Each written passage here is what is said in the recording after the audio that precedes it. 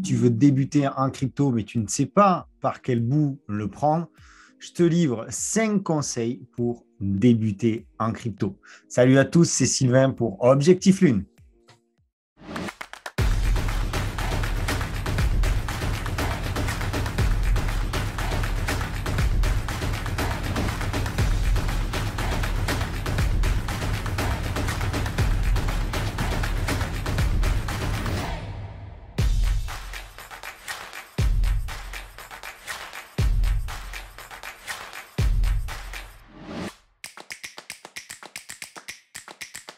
Si vous appréciez ce que je vous partage, si vous appréciez ce que vous trouvez sur cette chaîne, vous pouvez ici cliquer sur la petite cloche pour être au fait de toutes les nouvelles vidéos et vous abonner. Ça fait toujours plaisir.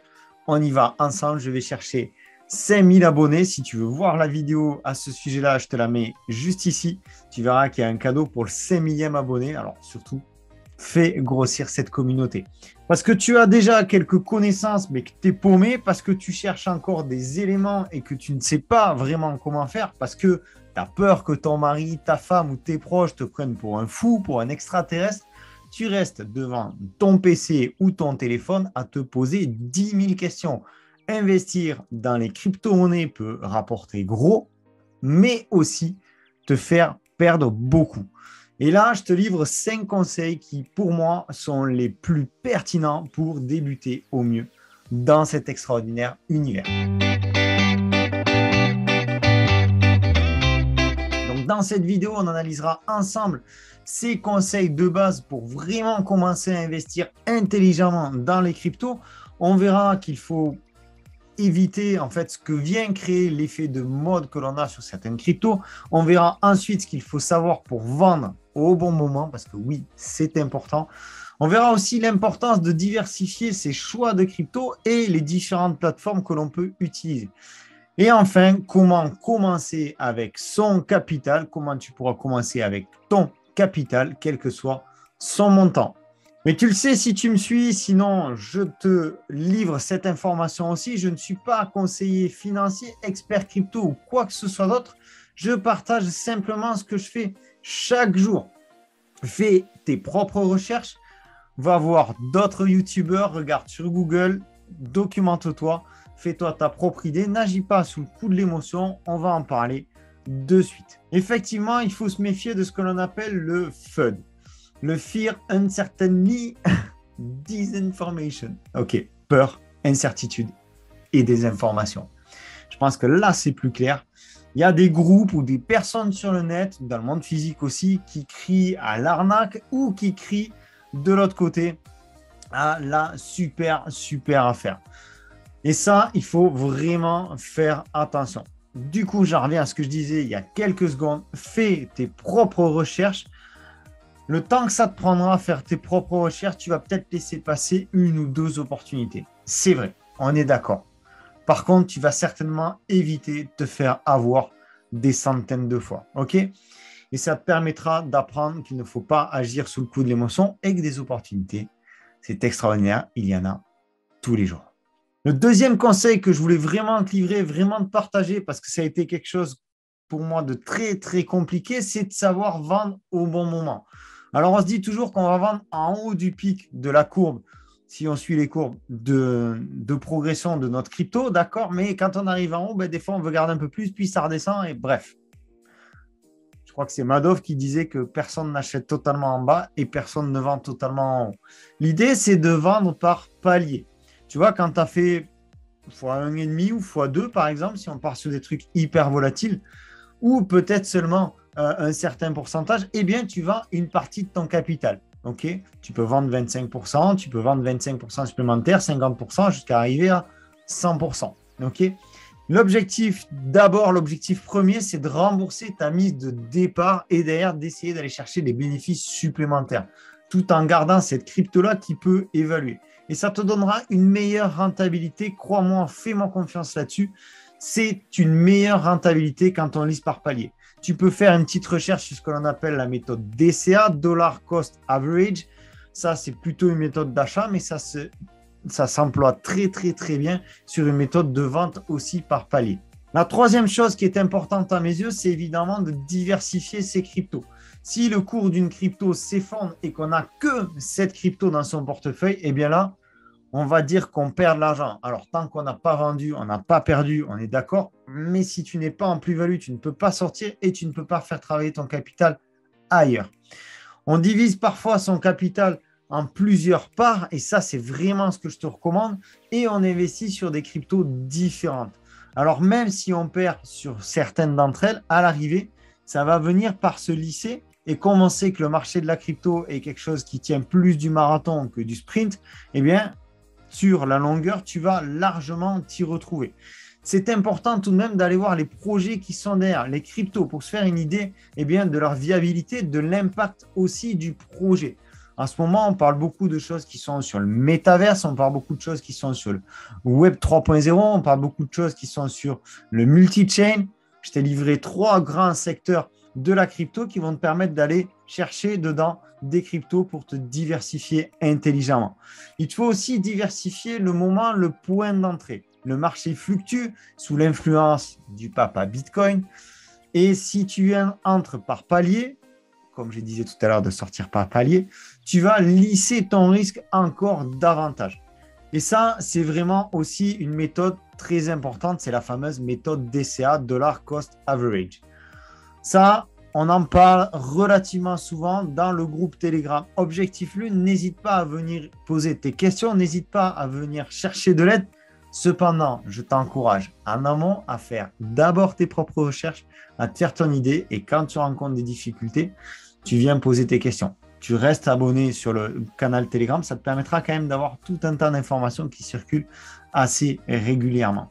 Le 4e conseil que je voulais te donner, c'est d'apprendre à gérer ton temps. Il faut être patient et faire preuve de sang-froid. Alors aussi paradoxal que ça puisse être, j'ai pas vraiment de patience et c'est souvent ce qui m'a tué en termes de trading. Mais ça, pourtant, c'est une arme vraiment hyper stratégique. Et c'est grâce à ça que tu vas t'enrichir.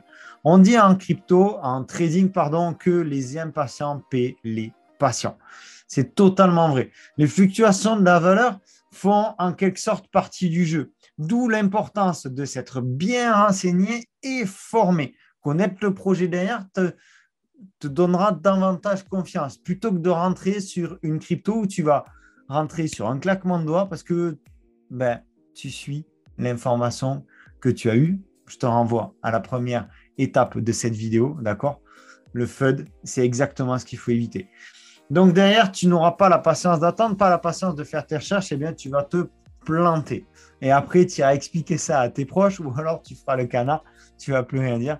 Tu vas dire merde, c'est pas fait pour moi. Non, sache que tu as quand même pris de l'expérience et que tu pourras bien entendu recommencer et bien entendu persévérer si tu n'engages pas tout ton capital. Je ne vais pas te refaire la vidéo. Le 5e conseil, c'est quand on investit dans les cryptos ou quand on investit globalement et qu'on commence à gagner un petit peu grâce à cela, il faut sécuriser ses gains.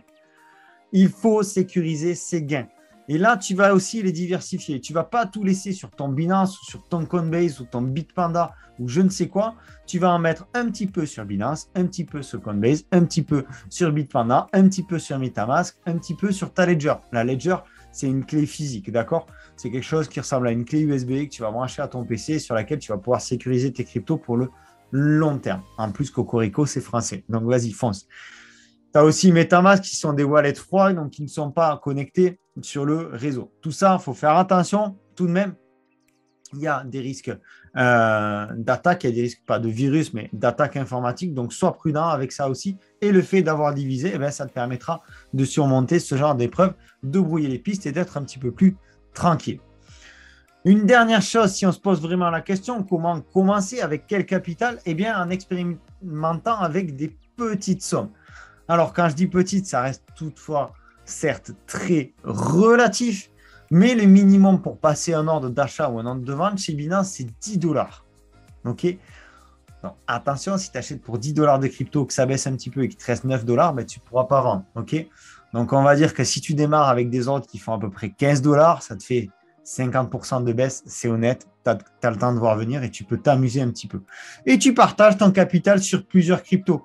Il y en a qui ont vraiment le vent en poupe. Si tu veux commencer par des choses un petit peu plus tranquilles, tu prends du BTC ou de l'ETH qui ont quand même des mouvements assez importants, mais pas autant que certaines autres cryptos qui, elles, font vraiment le yo-yo, elles font vraiment des grosses variations à la journée ou à la semaine. Et ainsi, tu vas pouvoir appréhender ce que l'on appelle le tsunami d'émotions, qui ferait que tu vas vendre vite quand le cours chute, d'accord? Dans la panique, vite, vite, vite, il faut que je sécurise mon capital. À la limite, 15 balles, c'est quoi? C'est un McDo, ok? Donc, tu peux te permettre quelque part de les perdre, même si, je conçois, ça peut être difficile. Mais voilà, c'est aussi peut-être le prix un petit peu pour apprendre. Et derrière, ce que tu peux faire, ce qu'il te faut absolument faire plutôt, c'est te fixer un objectif. Tu te dis, ben là, je veux gagner 1% sur cette crypto-là. Donc, tu places ton ordre de vente et tu te tiens au plan. La dernière chose, c'est que tu puisses écrire sur un papier, que tu mets en face de ton ordinateur et tout, 1%.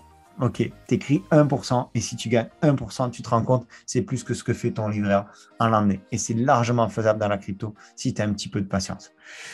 Les dernières recommandations sont celles que tu connais déjà et que je répète très, très, très souvent. Il te faut te former, il te faut t'éduquer. Tu as des chaînes YouTube, celle-là en particulier, je t'invite une fois de plus à t'abonner.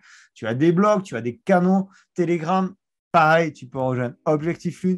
Il y a multitude de choses déjà en gratuit pour une première fois. Après, tu peux passer sur des formations payantes. Et ça, c'est quelque chose qui me travaille aussi, de te partager ça à travers une formation. Je pense que je mettrai un prix vraiment accessible à tous. Tu peux derrière, évidemment, te former, apprendre et apprendre de tes erreurs. J'en ai parlé aussi dans une autre vidéo.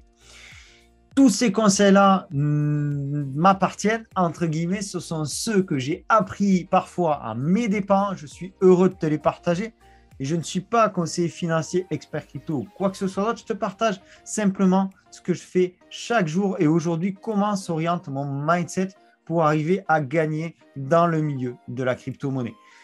Sois prudent, manage ton investissement, on en a parlé, fais attention à tes émotions, prends du recul. Si tu as aimé cette vidéo, je t'invite à liker, à partager. Tu peux me laisser, s'il te plaît, un commentaire. Dis-moi quelle vidéo te ferait plaisir. Qu'est-ce que je peux t'apporter en termes de valeurs fondamentales pour que tu puisses progresser dans cet univers-là. Je t'invite à nous rejoindre sur le groupe Telegram Objectif Lune. C'était Sylvain pour Objectif Lune. Je te dis à très bientôt. Ciao!